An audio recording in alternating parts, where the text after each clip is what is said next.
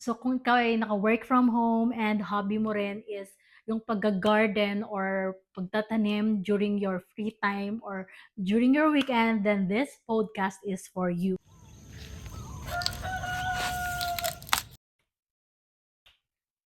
Okay, so it's my lunchtime, guys. Magbe-break time muna tayo dahil magpo-podcast ako, 'di ba? So welcome to the After Hours Acre podcast. Pangalawang podcast ko na to, and ang pag-uusapan naman natin ngayon is all about the quiet ROI of being a farmer or being a gardener right after shift or during weekends. So kung ikaw ay naka-work from home and hobby mo rin is yung pagga-garden or pagtatanim during your free time or during your weekend, then this podcast is for you. Don't forget to subscribe to my channel, share this video. Ayun, so dahil today is Friday, weekend na bukas, ibig sabihin yan, magga-garden na naman tayo.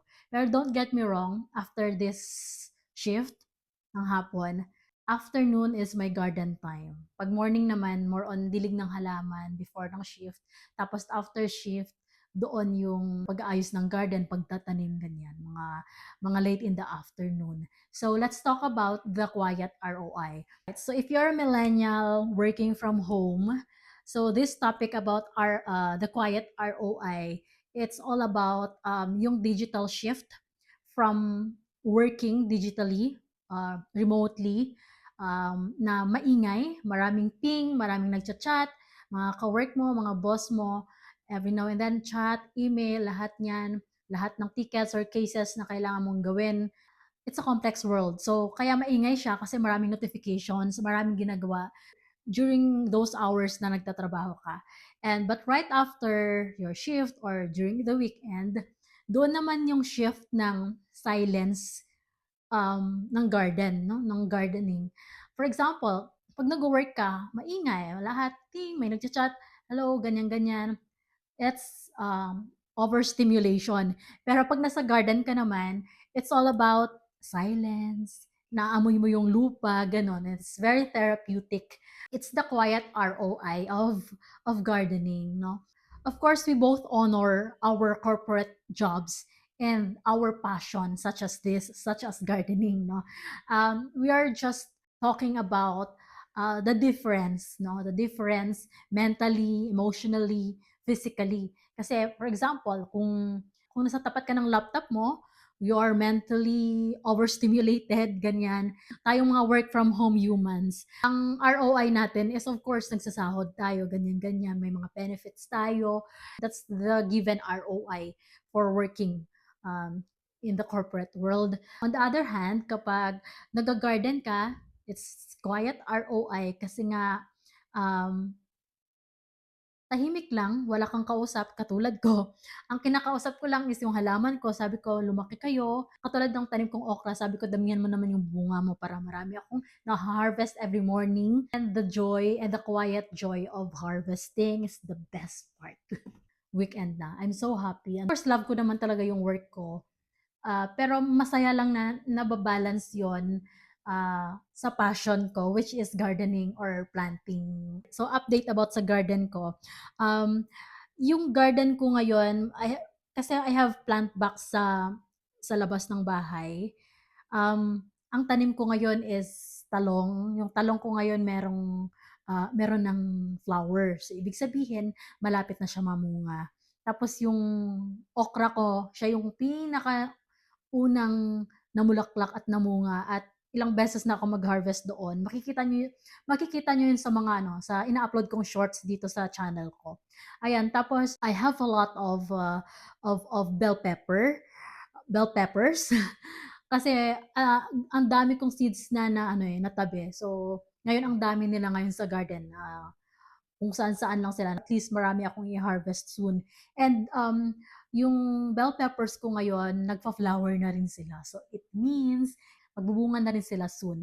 Pero ito lang yung yung minamanifest ko na sana ma hindi sila ma-atake ng mga insects, ganyan. Kasi minsan kasi kapag yung dahon nila medyo nag-curl-curl na or kapag may makita ka na insects, yun yung mahirap kasi um, doon magsa-start na hindi maging productive yung kanilang mga bunga. So eto yung nakakatuwa kasi meron kaming kapitbahay.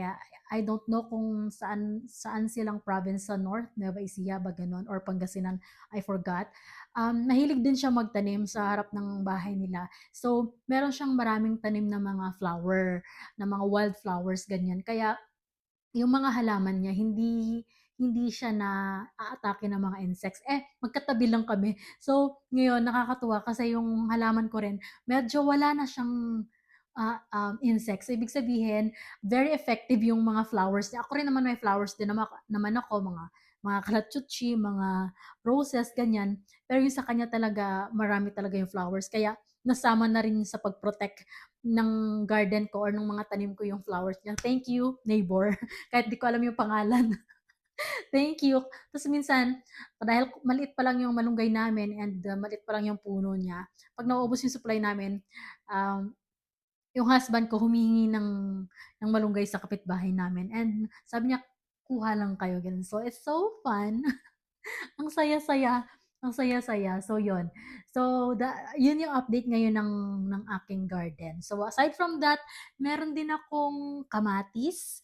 I have kamatis, pero wala pa silang mga bulaklak. Ayan.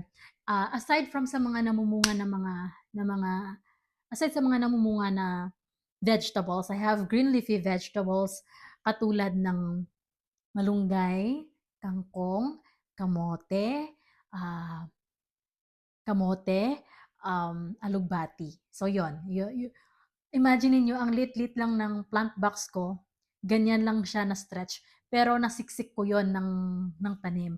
And at the same time, doon sa doon sa hydroponics ko kasi hindi ko pa ulit siya ginamit, nagtanim na ulit ako ng petchay.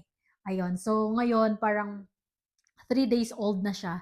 Medyo may tubo na siyang gano'n. So, I'm so happy, 'di ba? Lalo na ngayon, mataas yung bilihin because of crisis and war sa Middle East, 'di ba? So, very practical for me as a millennial to be sustainable at least for ourselves, no, dito sa bahay. Kasi minsan or most of the time kapag nagsisigang ako or kapag naglalaswa ako, hindi na ako pumupunta ng palengke. I just get it from my garden, 'di ba? How cool is that?